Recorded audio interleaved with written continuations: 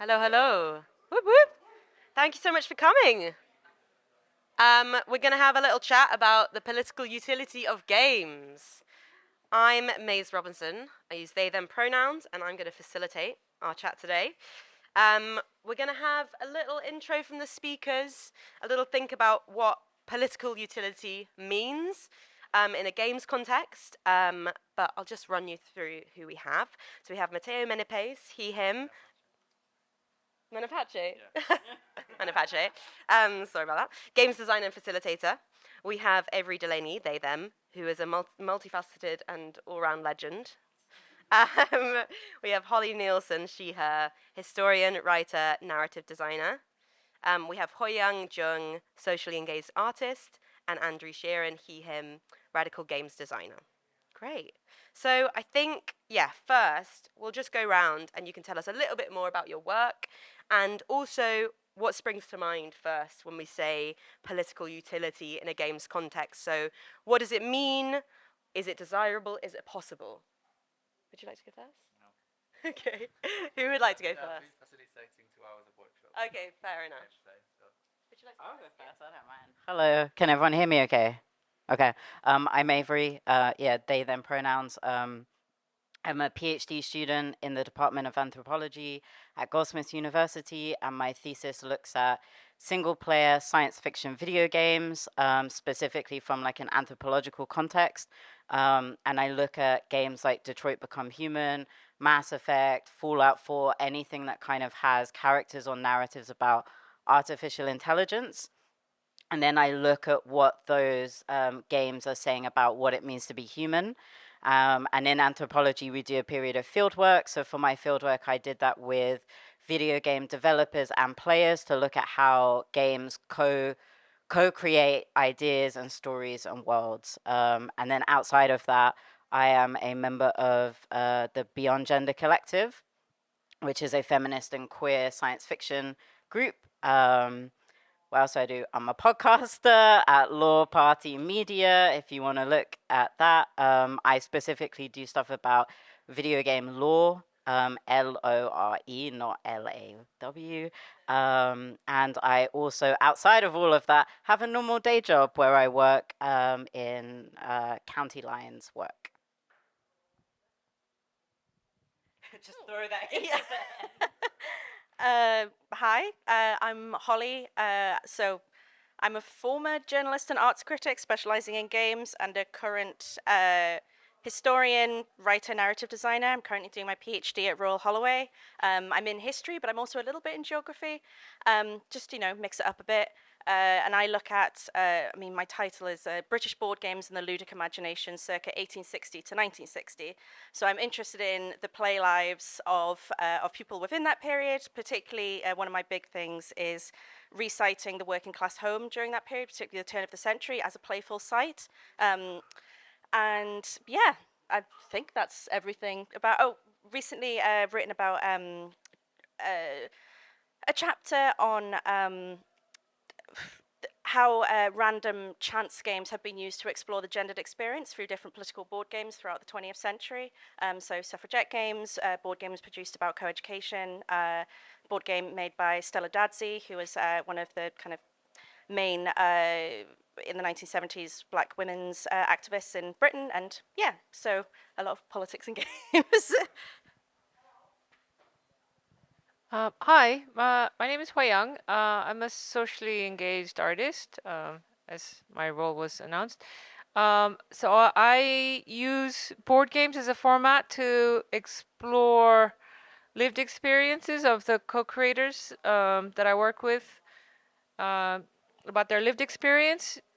And they're usually people who've had experience of the criminal justice system. And I work with criminologists and a campaign group, the Howard League for Penal Reform, to get the game format that contains the lived experience, which is validated by the academics, to policymakers, to get them to think about the implications of the policies they're making, and then to try to change them. Hello, hi. My name is Andrew Sheerin. Um, I'm probably best known for War on Terror, the board game, if I'm known at all. It was quite a while ago. But if you don't know it, there was quite a sort of hysterical backlash to the release of that game. Our local MP, who's also the health secretary, sort of decried it, and from there it got banned and seized by the police and classified as a dangerous weapon, among other things. Um, and that kind of introduced me really to the reality that the games were very political. There was something about the format of this thing being in a box that made it harder to stomach than if it was a book or a film. And so that led me down the path of sort of researching the history of political games. I've since come to the conclusion that all play on some level is subversive. This is Ria, who is the real expert on games. Ria, settle. Settle. And since then, I mean, I haven't published anything for a while, but I'm sort of currently very much investigating the entirely non-commercial spaces at the boundaries of what is a game and what a game can be used for, which includes things like designing a game that could possibly last forever, a game for people in solitary confinement based on solitaire that can be played on your fingers. I designed a game that can only be played in a police kettle situation. Called Meta Kettle, where you have to reenact the kettle to pass the time until you're not being kettled any longer. So, as you can imagine, I don't really make a living from that. By day, I'm just a product designer, but this is kind of what gets my juices flowing.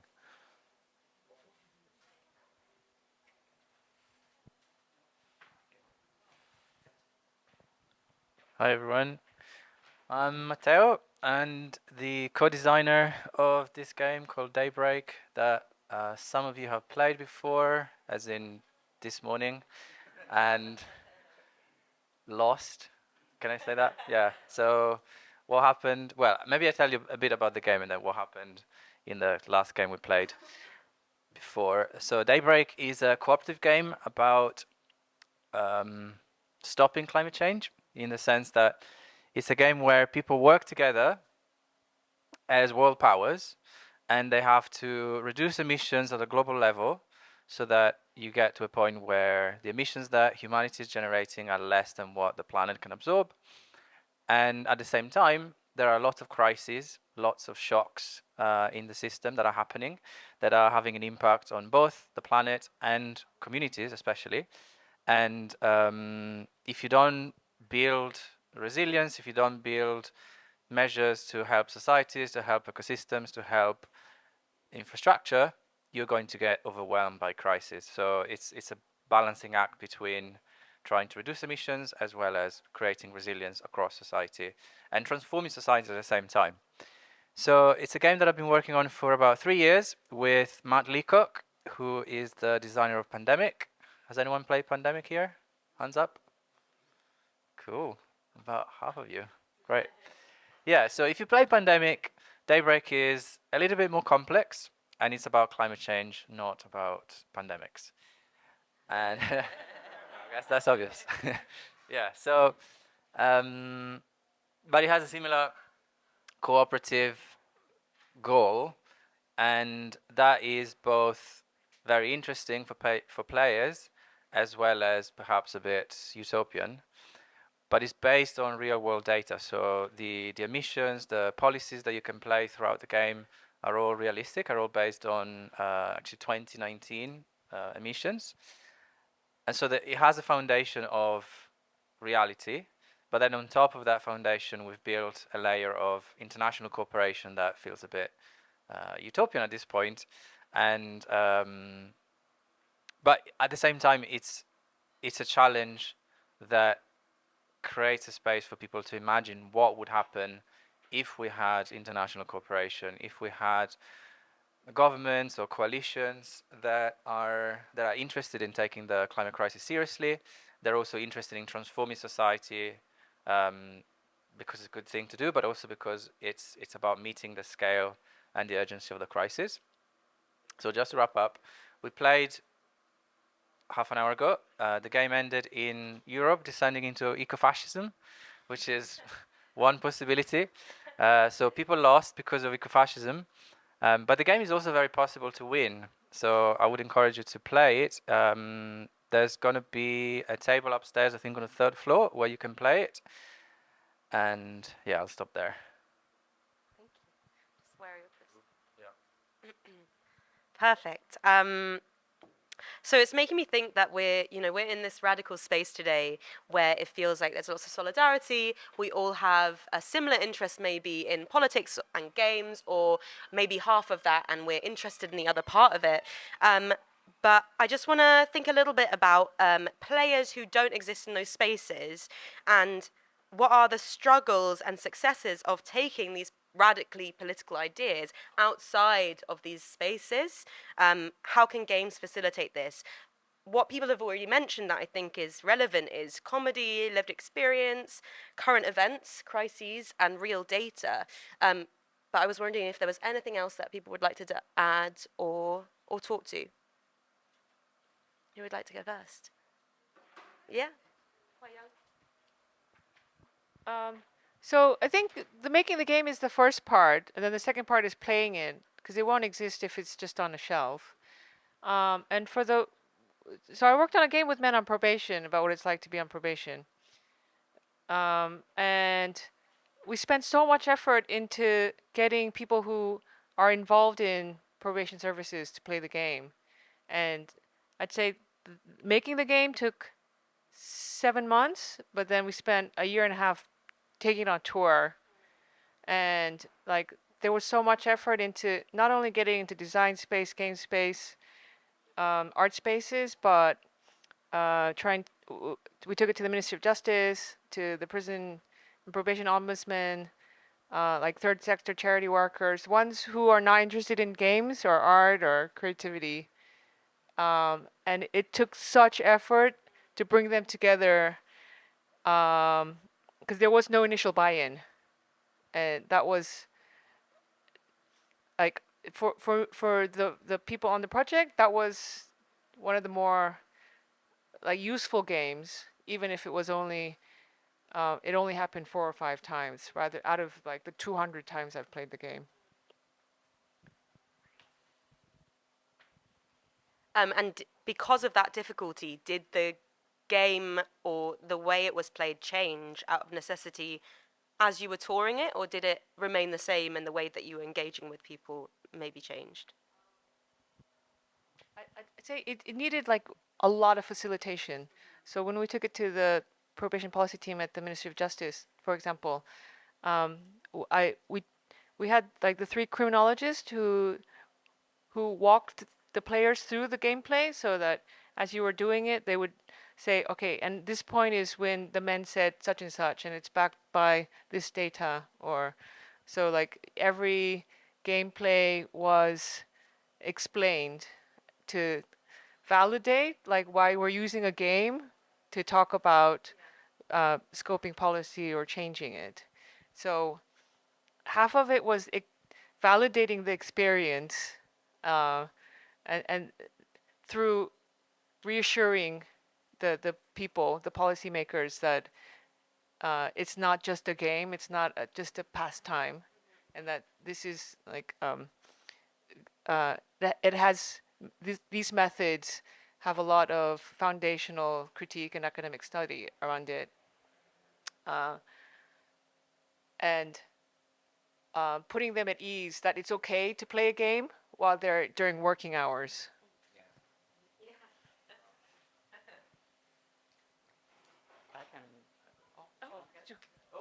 Oh, sorry. I'm gonna throw it in the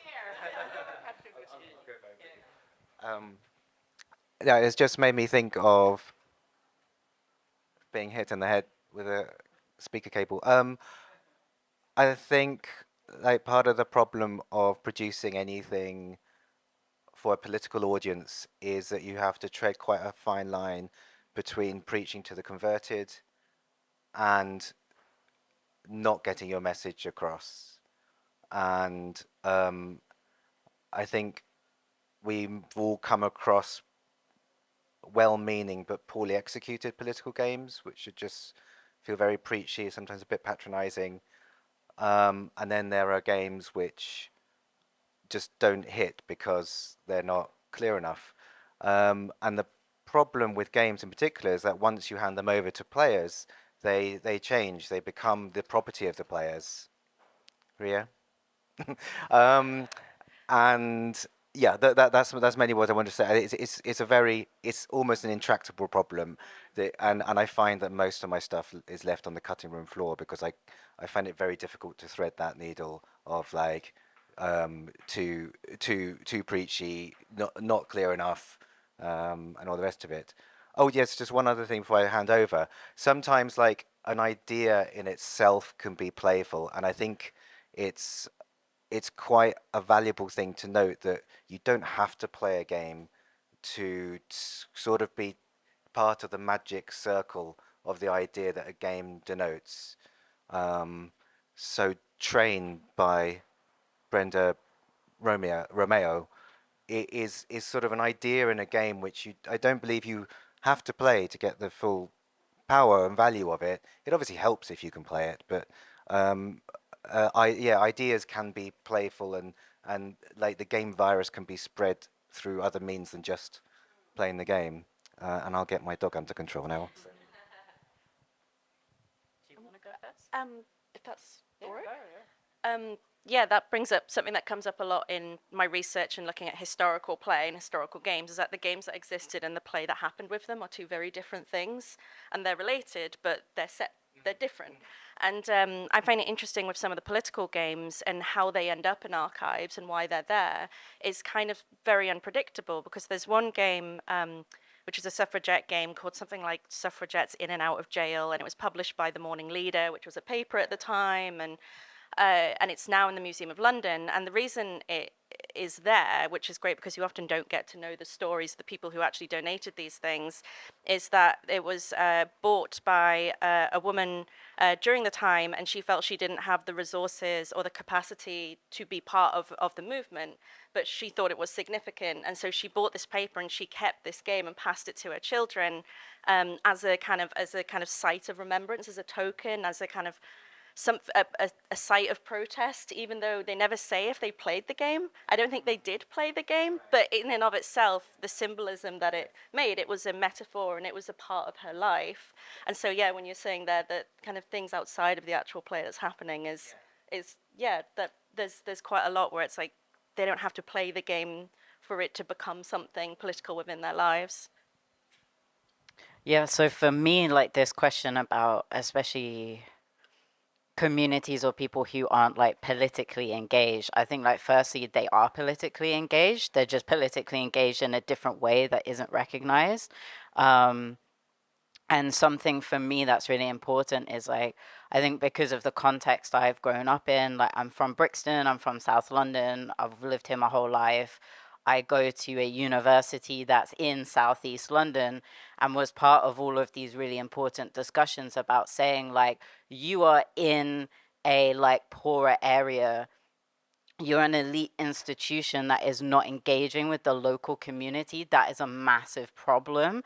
You cannot sit here talking about these lofty ideas and politics and political movements when you're not actually engaged with the people that you're talking about. So for me, that's a really important thing. And within my kind of like research, one of the reasons like Detroit Become Human became such a central focus of my research is because of the kind of like, I guess like the politics of the game. Like there are politics in the game. It's a game about android liberation and rights and overcoming enslavement. And an interesting thing about that is that the company denies that the game is political at all. They're like, it's apolitical, there are no politics in our game. I'm like, you literally took imagery from the civil rights movement and you want to say your game's not political. And then when I began doing my fieldwork in 2020, very unfortunately, 2 weeks before a pandemic hit, the company Quantic Dream actually created this thing called Quantic Stream. So they were streaming Detroit Become Human over Twitch and getting players to play it whilst Black Lives Matters protests were ongoing and happening. And to me, that's an example of how a game can be political or apolitical and so totally estranged from the kind of lived experience and the real histories and the real impact that these games have. There are questions there about, some players that I interviewed said the game is really helpful for teaching them about social justice movements and rights. But on the other side of that, players, especially players of color and Jewish players, who are saying, like, I was actively so harmed by this game and it's incredibly distressing for me. So, as someone who's kind of like looking at games academically, I'm trying to, figure out all of those moving pieces. But I think for me, this is why it's really important to engage with different communities. And also, something I always ask myself, like when I'm writing, is why am I writing this? Why am I the person to tell this story? Should I tell this story? One developer that I interviewed, he said this really interesting line around, when he's creating things, where is the line between appropriation and inclusion? And I think that's a really important question. And I think that if you cannot answer that question about the thing you're making, you really need to stop and think about whether you should be making that thing or not. That's not to say that we can't tell different stories, that we can't work with different communities, but I think it needs to be engaged with those communities and those people. Do you want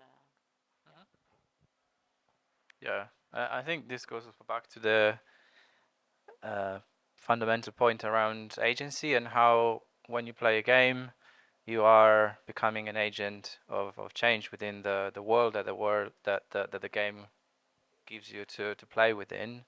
And so as a designer, you create the boundaries of that world, but then you give players the ability to make choices inside and perhaps also outside of what you imagine they would do. And I think that's really powerful about games. That's probably the unique power of games in giving players that agency, that ability to experiment, to explore. And and for example, when designing Daybreak, a lot of the times we've been thinking about, would we want to see this particular policy or technology in the real world? And often the answer was no, but we still included it in the game because it's something that, first of all, just exists as a conversation between policymakers. It's something that is not happening now, but it could in the future. For example, geoengineering, the idea of artificially controlling the way that where the patterns work. That is very risky, but also cheap compared to other technology, to other policies. So whilst personally I don't want to see that in the real world, I feel that it has to be part of the game because it's something that could happen in the future or in the game space, in the real space that the game simulates. Yeah. Yeah, it's making me think about the difference between sort of parachuting in and telling someone's story for them and deciding what politics means to a community. And also where the money is going, thinking about us as workers. And that idea of appropriation also works in terms of not only who's getting the credit, whose community is being platformed, what ideas are important, but also who is getting paid and where are the contracts. And I think we can't forget that, especially when we're talking about kind of these smaller environments of co-creating games and like collaborative games rather than these like big institutions. My next question sort of builds on what you were saying, Matteo, is thinking about world building and more specifically about creative elements in gaming. So setting, genre, characters, all these choices that we're making when we're building a game. or when you're building a game, I don't build any games, how I could, and after this, I'm gonna. Um, how do we make sure that the themes that are coming up, this is sort of what you were talking about, Andrew, of like the balance between having an agenda that we're pushing or being didactic about something and having something that's open. How do we make sure that the concepts that are coming up and the themes that are coming up are able to be taken away from that the gaming environment, so are able to be translated into people's own experiences or the real world, essentially? Anyone like to take it? Any thoughts? Yeah, go for it. Why not? So I think what lies at the heart of the power of games is role playing, the ability to take on a role that is safely bounded within a play space and experiment with it and have none of the repercussions that might normally exist if you were actually trying to act out those things in real life. So in terms of how you enable players, how you give them that agency, as Matteo said, I think you just have to really trust people. You have to let them take over the game. I always say that I want to make games that can have the power to change the way people think, but that also give people the power to change the game. And I think if you get it right, there's this sort of virtuous circle that gets created where the game sets a platform, a sandpit, in which players can joyously and safely and freely experiment with it. And maybe they won't get out of it exactly what you wanted, but that's the whole point. You know, I think emergent gameplay and emergent forms of expression are exactly what you want from a game. You're basically giving people like a trunk of clothes and saying dress up, you know, just do here's a framework which you can explore, and it's going to change every time you play it. It'll change depending on who you play it with as well. So I think ultimately, yeah, there's a lot of trust that you hand over as soon as you put it in a box and say have at it.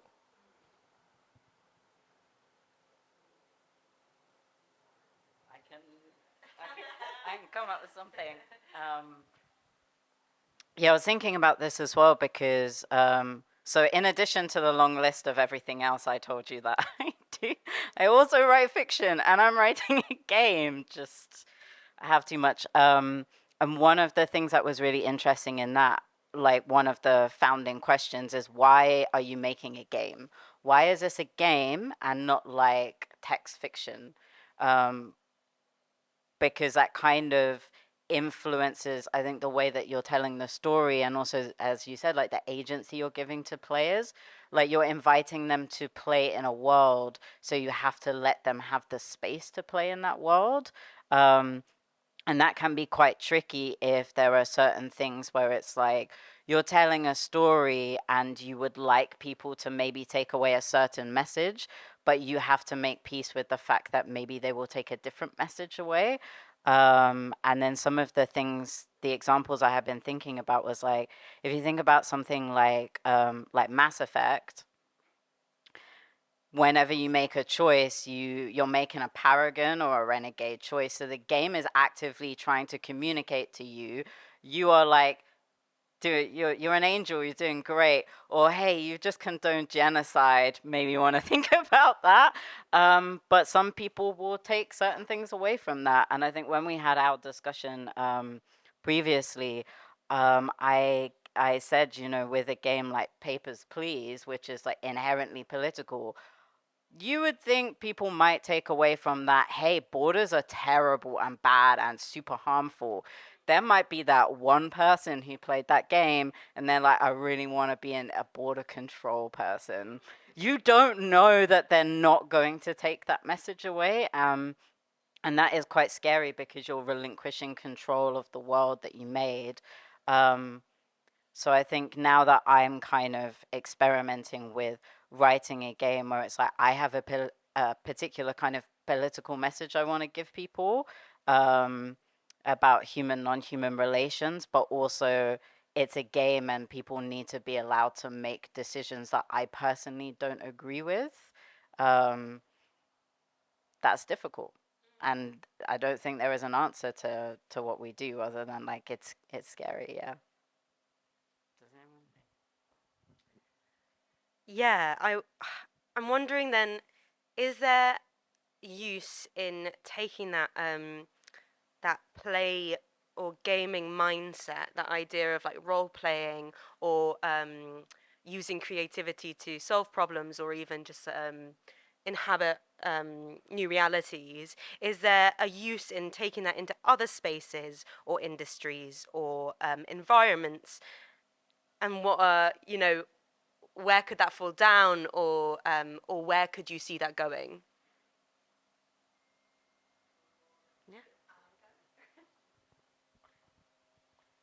I think you said at the very beginning, it's something that kind of struck me that comes up a lot in my research, is kind of games inhabit this really weird space where in some ways they're kind of, there's a lot of kind of hysteria around it, and there's a lot of kind of, and that I think that also feeds into ideas of I look at a lot of history of childhood, and a lot of it is framed around like protection, who gets to play, how they play, where they play, and things like that. But then at the same time, there's also the idea of, oh well, games are games, they're at once frivolous, a thing, and then at the other time potentially incredibly dangerous and subversive, and so they sit in this really weird spot. And I think occasionally, I think because I work in digital games, but I research analog games because I'm awkward. That is, especially within the digital, there's a tendency to see these things as new, as like, oh well, this is a new thing. When actually, if you look at this kind of a longer history of play, there's much more a deeper tension, societal tension, as to what play actually is. And that's different in different kind of geopolitical contexts and societies and things like that. My research is in Britain, and I think I'm getting to the point with my PhD where I'm basically saying, the Victorians really messed us up. And still kind of that real anxiety that play has to have a purpose. And that if you're playing, even for a political game, it's like you have to be learning something from this. You're taking something away from this.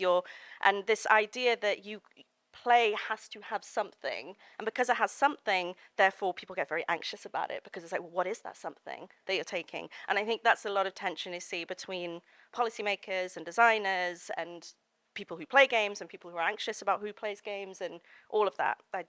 It's a kind of an ongoing recurring theme. It happens in the 18th century, it happens in the 19th century. Yes.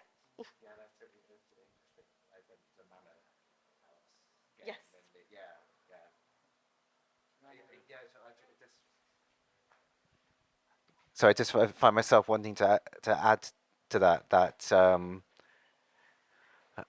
I think as adults, playing anything is kind of viewed sometimes as a bit weird. Like, we forget how to play when we pass out of childhood, and we're meant to be like efficient economic animals, like making stuff, producing stuff, going to work. And I think Roger Kaiwa said that games produce nothing. I think that's one of his defining characteristics of games, that they must produce nothing. And kind of in like a sort of post-Fordist world where we're obsessed with producing stuff, that means that just playing is subversive. Like, you're taking time out to what? To have fun? Well, that's weird, you know. But at the same, like you say, there are sort of Trojan horse games, because you can, maybe they don't produce anything, but you can get them to generate things. You can get them to generate conversation and ideas and sometimes actions as well. Yeah, I think on top of all of this, the question is also, who do you invite to play in your game or games that you're interested in getting people to play? Because I feel that there are certain, whatever game you create, there are people who are going to be naturally interested in it. Like in Daybreak, if you're into climate, you're probably going to play Daybreak. If you're into cooperative games, you're probably going to play Daybreak. And that's great, because that allows people to use the game as a way to talk about climate to people that might not be so interested in getting deeper into the policies and the complexities of the topic.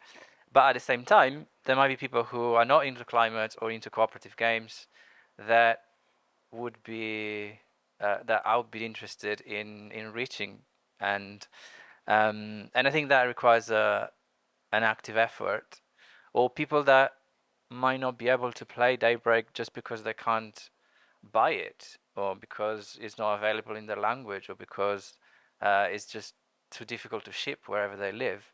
So I think there is also a lot of work we need to do to to rebalance that and to actively reach out to people who might not be able or willing to give this a go.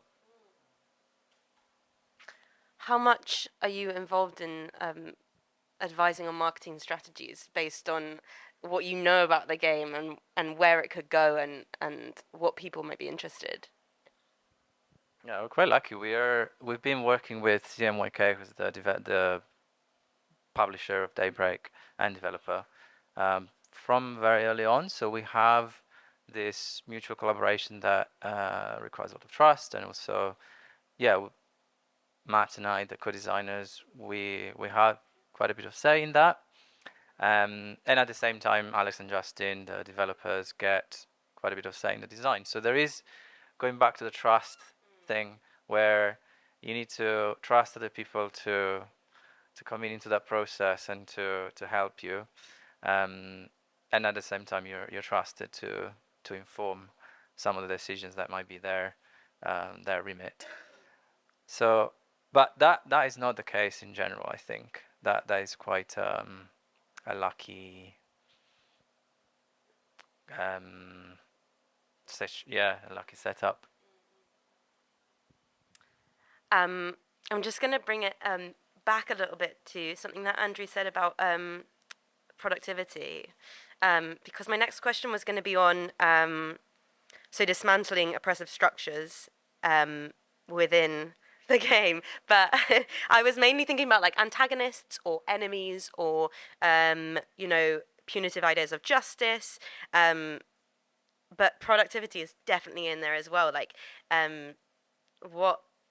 how do we see games dismantling those capitalist ideas of you have to do something, you have to make something, even within the game, within like the objectives of the game? I mean, that can be fun, but to what end? I'm thinking of Animal Crossing and how you get to the island and then Tom Nook's like, cool, so you're in loads of debt now.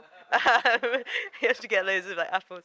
But yeah, where do you think we find conflict outside of that? Where do you think we find the drama and the drive for the narrative outside of those things that we're used to seeing in stories and in games? Andrew?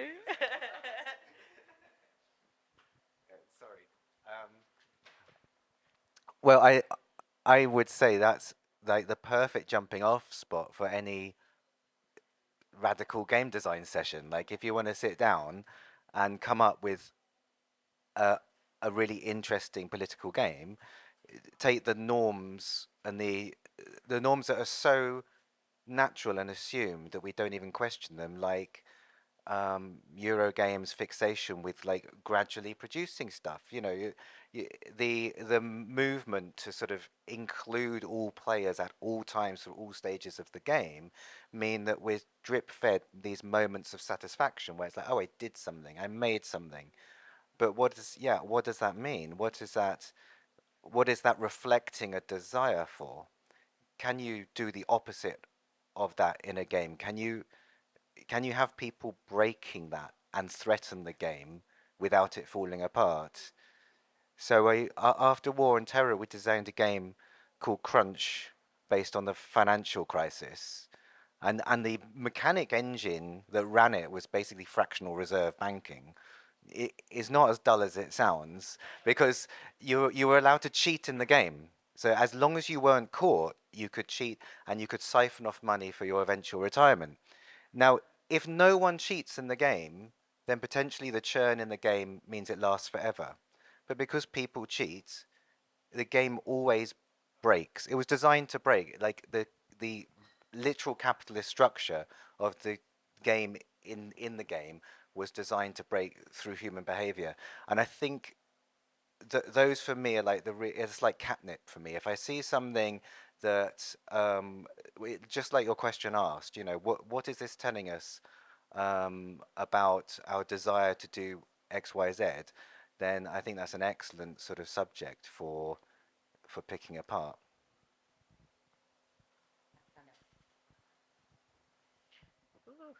So I think one thing I was thinking about as well is just like my brain just exploded and now I'm like there's too many paths. So I think one is thinking about yeah, like does there need to be conflict in a story? I've been thinking about this recently because I'm hoping to write like a short story that's science fiction, and I'm all about like solar punk and hope punk. Like I don't care about dystopias. I've had enough of that. I live in a dystopia. I don't want to give more space to that. I want the really like hopeful pastel futures. Everything is soft. I love that. And then I'm sitting there and going, okay, do I have to have conflict in this story to make a story interesting? Because my life is so full of conflict. I don't want more conflict. So thinking about like what is a story? How do we break that down? What are people attracted to when they want to engage with a story? And I was also thinking a bit about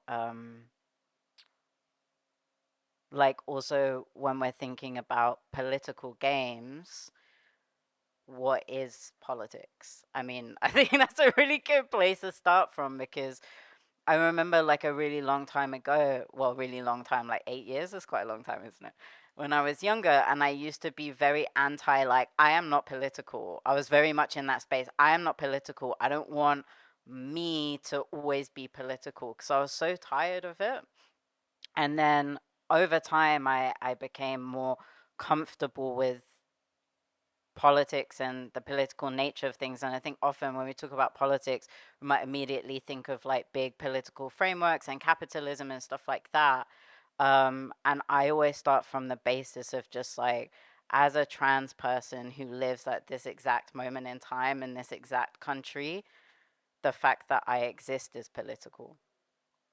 The minute I walk outside my door, it's political. Like I just can't get away from it. And the types of stories I tell are more kind of like those slice of life, like queer relationships, polyamorous relationships, like those are political in the fact that we live in a world where that still isn't acceptable in a lot of places. So even just thinking about what kinds of stories can I tell that aren't like massive overarching stories, but are those like smaller, quieter moments.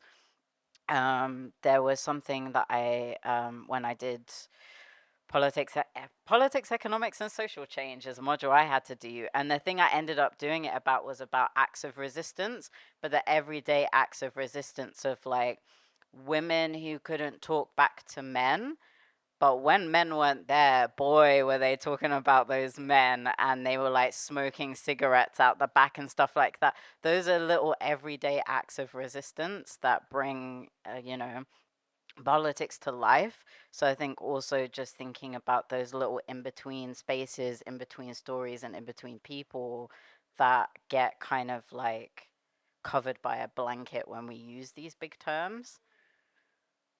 I don't know if that went any way to answering the question, but I went on a whole journey. Yeah. It just made me think of because we were talking about. Basically, it's making me think of what is the conflict within our own lived experience. Like, what conflict are we coming into contact with? I guess it's another term for oppression.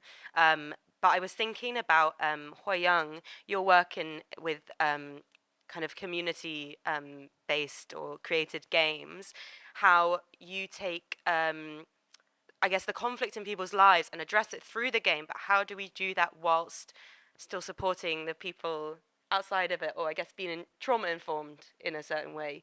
So I wonder if you could speak to that a little bit. So like a lot of the games I make, they're never my story, because because it's made with the people who have the lived experience. And when you're talking about like what's the conflict or what's the baddie or the villain, for a lot of the people I work with, they don't need to make one. It's like the system is the baddie. So I was thinking about this when you're talking about like what are the obstacles. So when we go through the process of like what's the goal of the game, you have that. So if it's like if you're on probation, it's to be off probation. But then we quickly realized there's life probation, so that's not an end goal. So you don't want to go home because a lot of people, their problems started at home, so that's not where you want to go. So in the end, talking through this, we realized we decided to say the start is when you're released from prison, and the end is a safe place. So that could be an emotional place. So it's, emotionally, they want to feel safe. That's the end goal. And then going through like, okay, what are the obstacles to getting to the safe place? And that's when we started coming up against the oppression or the oppressive things. And so there was the usual things like housing difficulty or employment difficulty, but also like keeping relationships with family or and then all like the kind of slice of life moments you're talking about like going to the addiction service or meeting your correction officer, and then there was this one thing that they decided, and as you go through the game, you have to collect tokens as you're doing this, and because there's such an from how they feel a redemptive narrative of how you are judged to be able to integrate with society again. There's always a constant evaluation. And so you have to pick up these emotional cards as you're going through. And mostly you lose emotional tokens like you weren't able to see your children, so you feel upset, or the people around you are doing drugs, you feel confused, or and then there was this one like really unlucky card that they decided to make, which was you've broken all the rules and you feel happy. So you lose all your tokens. Because it's like you haven't learned, but this wasn't like something I came up with. That was like them in like trying to express this idea that you have to always be on your best behavior. And there's like moral judgment around your character. And that I think that really spoke to like the oppressive system psychologically and like structurally. So yeah, I think like discussing oppressiveness or baddies or villains was like a really nice way to collectively talk about like hardships and struggles.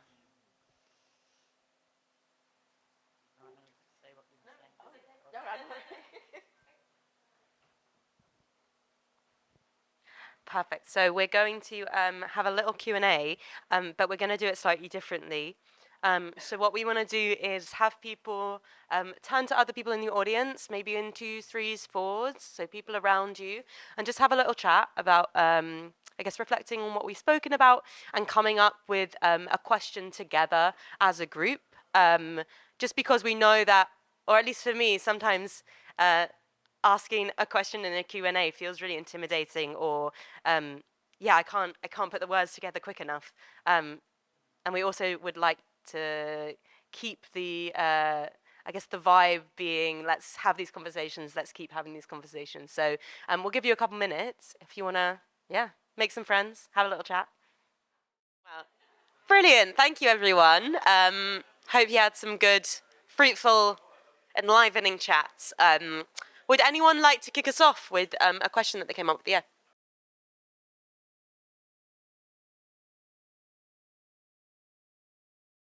Would anyone like to kick us off? No, I can't. Oh, don't know. The answer is don't know. Yeah, how can we be creative with those strategies? Or maybe it's, I mean, some of what we're talking about, you kind of don't need it because it's coming from that community, right? But if we're talking about creating something and then wanting to share it with people, do we do that through our own networks? Do we do that by reaching out I guess, to other publications that like maybe are to do with the topic of the game, or how do we feel? What do you do in your own games?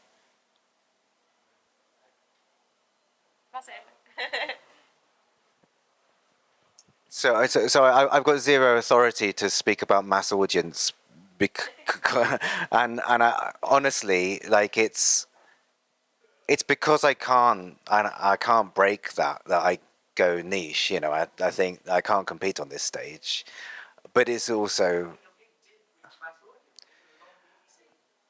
yeah. I mean, it got a large amount of coverage, and for like a self-produced indie game, I think we maybe sort of sold 35,000 units, which back then was, for an indie game, big numbers, but in the big scheme of things, tiny.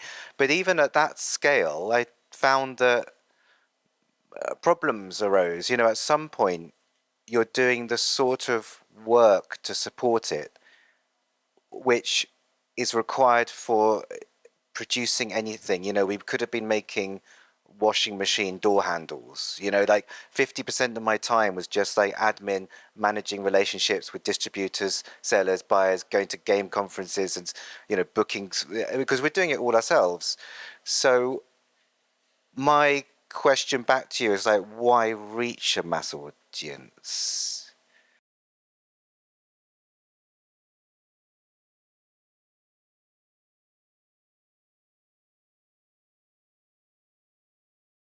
That's a good answer. I mean, I think for me, I have faith that a good idea will propagate itself, and maybe you don't have a mass audience, but you might have, if you're lucky, you might have an idea that persists. A bit like, you know, the games you're studying now, like you say, they turn into symbols and they become sort of more than what they are. So there's definitely like, I think there's more than one way to boil an egg. Is that the saying? Yeah, and wait for the climate catastrophe to boil it. Yeah, that's I've wrestled with that yeah. because once we made probationary, there was so much interest. So where can I buy a copy? No, I'd say it's not for sale. And then we kind of looked into distribution because the budget, it wasn't supposed to be a game, it was an art project. And then it just got really ridiculous because the numbers of units you have to make for it to be economically like viable, it's too much for even like an arts institution to handle. And then so I decided to just, there are people doing that. I don't have to do that. Like trying to make like board game making a livelihood. So I tried to be really tactical about who gets the game. And that's why I'm targeting policymakers. So I'm sort of calling my practice art for civil servants. So that even if only 5 people play it, if it's the right 5 people, then maybe the change will happen. Obviously, I can't speak to this in like a making a game capacity, but I think this is something that I really grappled like with my writing. Here's where I out myself as fandom trash. I write fan fiction. And when I started, like, I got caught up in the numbers game real easy because I was looking at people I know who have like, man, when you think about numbers, I'm like, the amount of people you could change, like, hundreds of thousands of views. And I was looking at what I wrote and was like, oh no, you know, 100 people have read it, and that's really awful in comparison. But then it would just be like that one comment from someone who is just like, I cried the whole time, or I loved this so intensely, or you captured the characters beautifully. And I'm like, I live for those one comments from those one people. And even like as a teacher, I also teach. This is a very long resume. I also teach. And when I teach, it's like, I don't know that I can change the way that my students think. I would hope that I can. But if it's just one student turns up to class, I will always be there to teach that one person who is open to having those conversations. And like in county lines work as well, we deal with this a lot because it's like you might work with a young person for a while who's engaged in county lines, and they might not be here for it. They don't want to hear about it. They know what they're doing. They don't need help. And you're like, okay, 10 years later, they will sit there and go, I remember this conversation I had with my county lines worker. And it can come at any point in their life. And I think that's also really important, is like change doesn't have to always happen right here, right now. I think we feel very urgent because of the situation we're living in. The world is on fire. Like, we need to do something about this. But the more you try to force something, the less effective I think it is. Whereas if, like you said, like you just plant the seeds and you walk away, if it grows, it grows. If it doesn't, it doesn't. And you can change things with that. But I don't think that we can force change.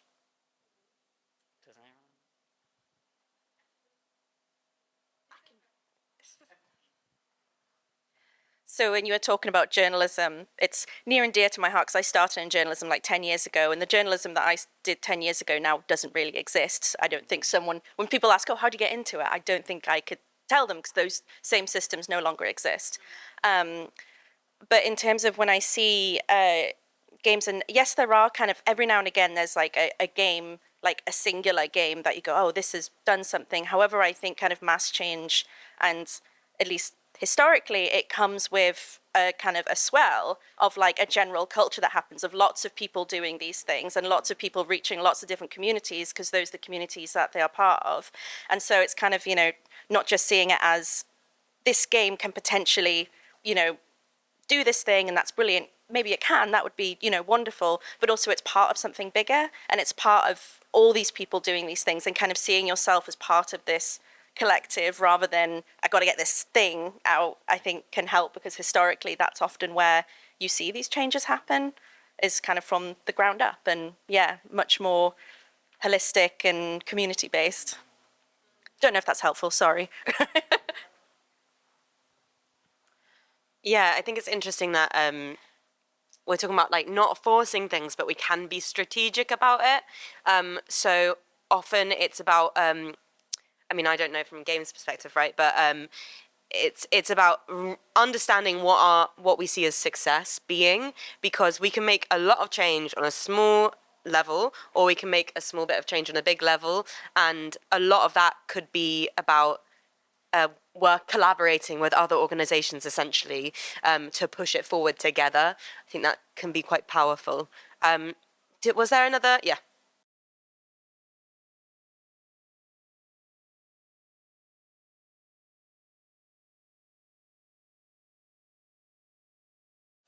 So if I understand the question is whether we have examples of games that are successful at changing people's perspectives, but taking them in a different direction than where they might have thought they were going.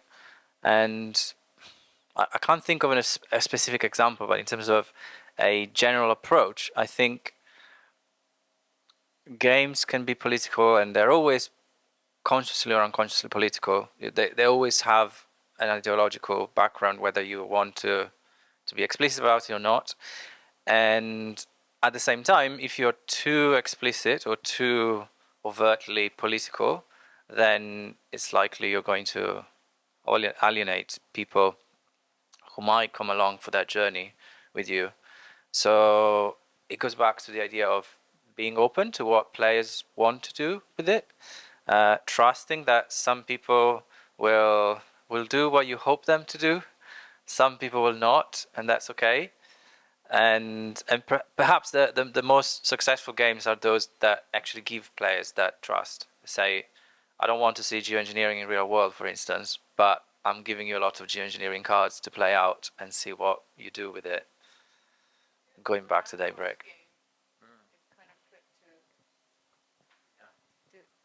Can you explain more about what the I'll model it up. Yeah, so kind of what we know as Monopoly was originally the landlord's game designed by a female designer, and then all sorts of complicated legal shenanigans happen, and then it became the very thing that it was trying to criticize, which and I've seen it a few times looking at history of games where it's like, I mean, it's the classic thing of like mechanics as message, where they're trying to layer a mechanic and go, this thing is bad, but you win by doing the bad thing. So a lot of people will miss that. They go, well, I won. And you get, yes, but, you know, but have you considered, and it, you know, and, you know, I don't want to kind of be like, that never works, because I'm sure it does in some cases, but that's a thing that happens where like the message is totally missed because like the actual mechanics you're using. I see it sometimes, like going back to the question in terms of like things that have, in terms of, so I do kind of historical consultancy with games sometimes in terms of like what they're kind of, if they're using historical settings or aesthetics and what that says about things. And often by the time people approach me to do it, it's too late because I'm like, it's, you know, they'll go, oh, can I get historian's eye on this? I'm like, oh, okay, but you might not like the answer. And one of the things that really got me interested in thinking about things was seeing games maybe not do things correctly or maybe mess up a bit, and seeing that, okay, well, why did that mess up? And seeing, so the big thing was that I use when I teach history students about games and games as public history is Firaxis with Civilization 6, maybe, I think, or 5, I can't remember, one of them. And they try to, if you're being kind of generous to Firaxis, they try to include indigenous leaders as part of like a DLC for one of their Civilization games. And the, you know, the current, I think it was Cree representative said, hey, first of all, you didn't consult us, which is always a bad move if you're trying to represent anybody. But then also the very systems of the game itself was entirely counter to what they hold dear about their history and about their own culture. And so that idea of trying to fit things into a pre-existing thing, and it just not working. And it's probably a bad example because it's not something that was done well, but by the fact that it wasn't done well, that really kind of, you know, I think that got a lot of people thinking. Whether, I don't think that was their intention, but, you know, potentially one of the outcomes. Not saying that you should deliberately do a really terrible game and therefore people will be like, what? But it can come from unexpected places. I was just going to say, like, I really like that question because, again, I think it breaks down this, like, blanketing. Like, people would just say, like, the left. And there's an assumption of what the left is when actually we all have different opinions. We all disagree. Like, we might agree on a lot of things. We're going to disagree on some things as well. And I think there needs to be that space to allow for those disagreements. Again, I always find it harder to think of, like, this is where it's done good, as opposed to I'm like, this is awful, do not do this. And my entire PhD is me going, do not do any of these things. And yeah, again, just this goes back to a conversation earlier, but I can't stop thinking about it. It's when you're talking about you can't control how people interpret something. The minute I stopped talking, I was just like, man, that really happened so bad with Squid Game. It's like, did we all watch the same show? Because that was like really about like poverty and economic downfall and all of these like really horrible things. And then people were like, ha ha ha, let's dress up like we're in Squid Game and we're gonna go and like role play being in Squid Game. I was like, man, we all saw a different thing. But again, it's like, that's gonna happen. You're just gonna put something out there. People are gonna take it how they're gonna take it. And I don't know, just don't do that. Yeah, it's also in the film industry when films that supposedly are like deconstructing social issues are then like, you know, given awards or given these like this Hollywood praise when we know that Hollywood and those award systems are like exactly part of the problem. So by doing those things, they're actually like upholding their own oppressive practices, right? Because they can like legitimize their like decentness through doing that. Another question, maybe?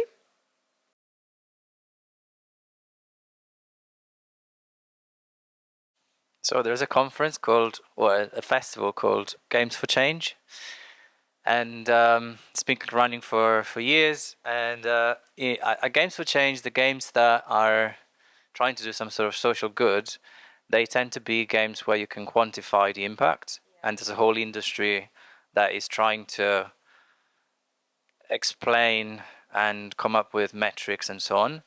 But in my experience, that tends to be quantifiable when it's something small and something at the individual level, whereas the kind of change that I presume we're talking about is more of a collective, systemic change, and that's first of all very difficult to quantify, and also if it can be quantified, then probably it's not the kind of change that we want. Like, as in, we, yeah,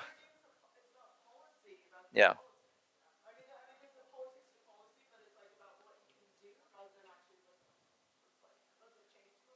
Yeah.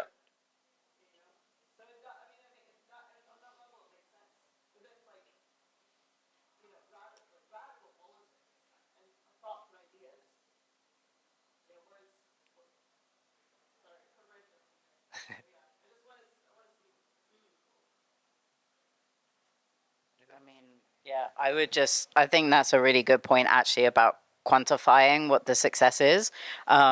Again, this is like the thing, where someone goes, "What's your favorite film?" and all films ever leave your head.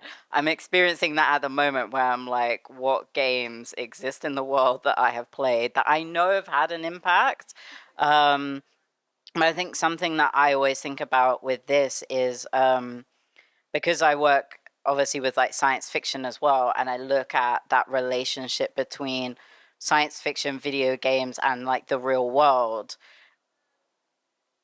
So many scientists, so many will say, I became a scientist because I watched this science fiction film, I read this science fiction book, I wanted to make science fiction.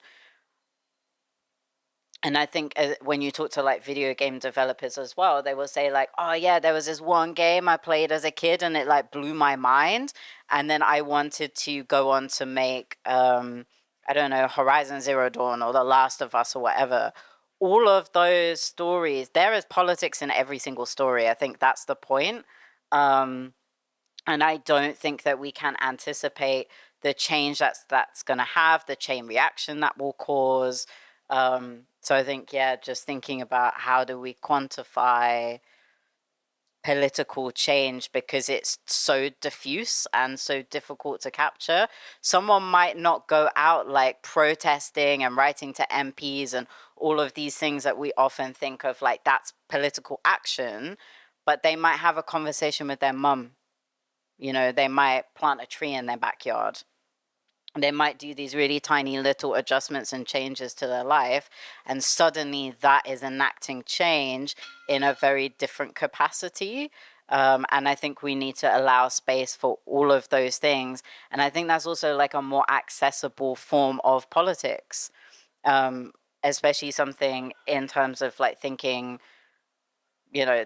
slightly different topic, but a lot of like left discussions around, you need to go out knocking on doors and go to actions and all of this stuff. And it's like, as a disabled person with a physical disability, I can't do that. Okay, but I can write and I can speak and I can talk to students and I have access to different circles. That is equally as important. So I think just allowing the space for different things to grow. Stop talking. Do you want to say something? I guess talking about trying to like quantify like the unquantifiable essentially, because I feel like games love to try and do that, and that's sometimes where some like problems happen.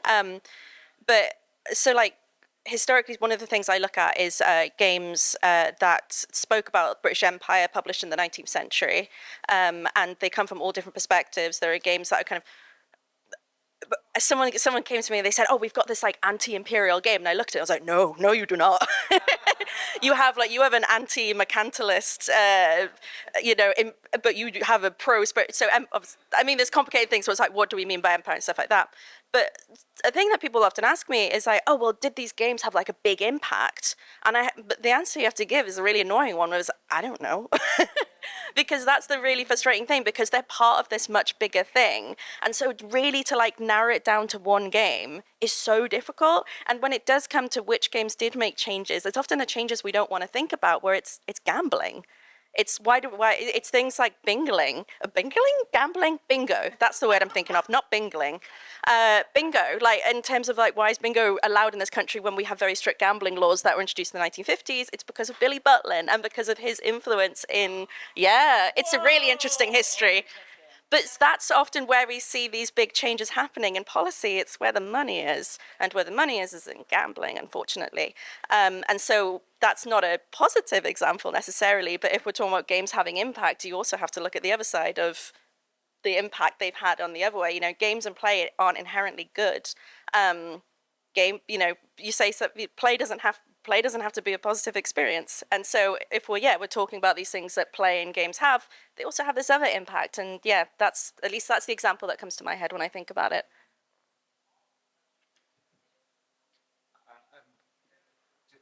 Just wanted to tell a very brief anecdote. I mean, I can't really add to what's been said because that's all really good answers. And I don't. It's kind of asking a bit too much of games, I think, because you wouldn't sort of ask like, what's a film that's changed the world? Maybe changed the world of film, but we did have a couple of serving soldiers write to us who played War on Terror literally on the front line of the War on Terror in the Green Zone in Iraq, saying that playing our game made them think twice about what they were doing. And I mean, that's tiny, but it also blows my mind still to this day that thing happened. So I think the power is there, but yeah, it shouldn't and couldn't be quantifiable. So I'd be very, very distrustful of a game if it came along, even if it was like, this is going to activate a load of people into sort of taking to the streets. I'd be like, well, what is this magic sauce? Because there's something definitely not right in there. So.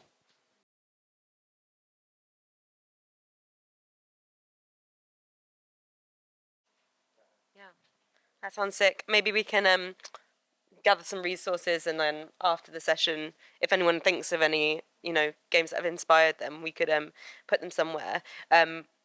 Yeah, it was making me think of how having more grassroots organizations pop up is a great thing, but also it's a bad thing, because why are they popping up is because of the current political climate and historical political climate. Yeah. And also, if you want to play Bingle, it'll be later today. Yeah, Bingle's on later. Yeah, well, third floor. Third floor, guys. I think we've got time for one more question.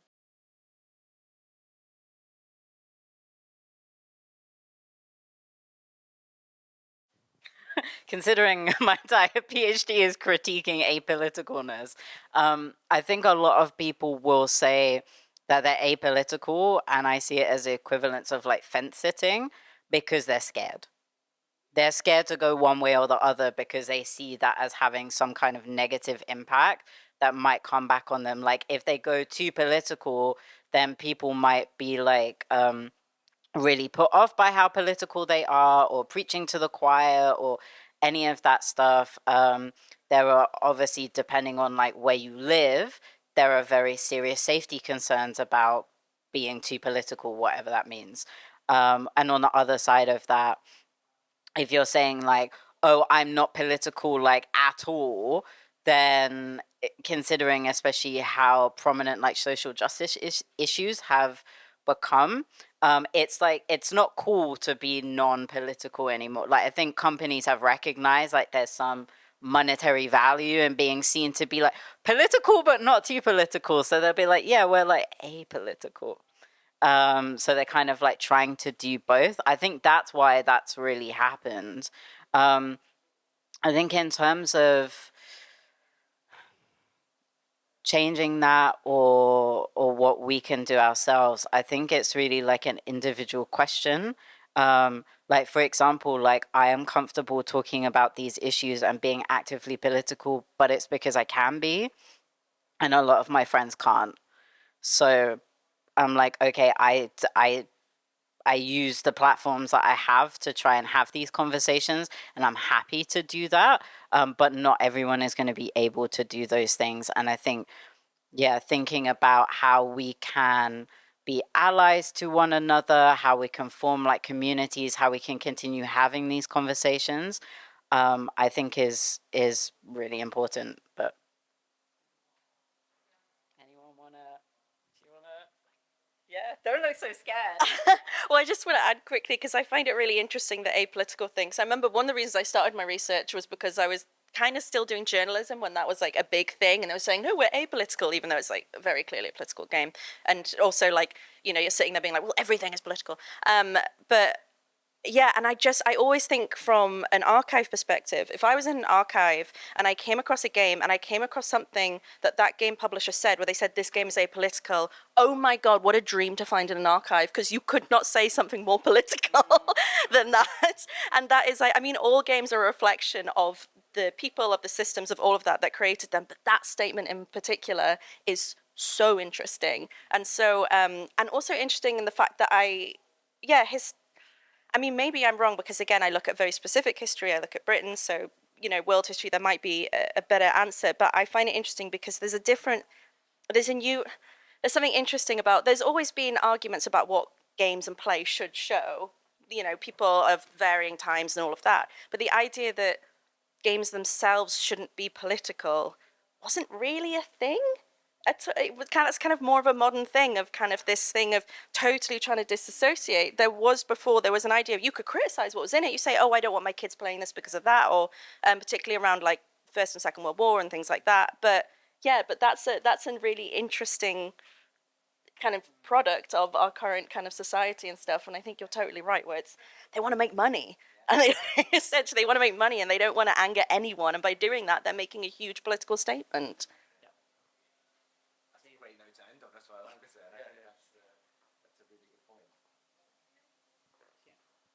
Yeah, so I guess that people are saying this game is not political because it might impact your profitability. Essentially, if you say that, you feel that you might put off some people that would otherwise buy it. Yeah, it just boils down to that. Yeah. Yeah.